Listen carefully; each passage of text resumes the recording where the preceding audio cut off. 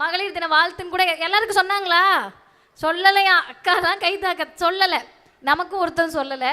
இந்த forward message வரும், மகளாக, அன்னையாக, மருமகளாக, மாமியாராக, தோழியாக, அதெல்லாம் சேர்த்து ஒரே வார்த்தை நல்ல வேலைக்காரியாக, நல்ல வீட்டுக்காரியாக, நல்ல சமையல்காரியாகன்றத வேற வேற வார்த்தையில் வந்துச்சு.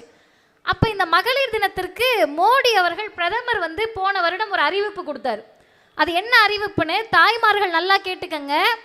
கேஸ் சிலிண்டரோட விலையை குறைக்க போறேன்னாரு.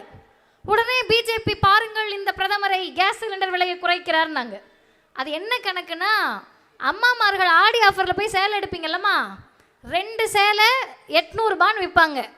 கணக்கு என்னன்னு கேட்டிங்கன்னா, அந்த 2 சேலையோட விலை அதை விட கம்மியாக இருக்கும்.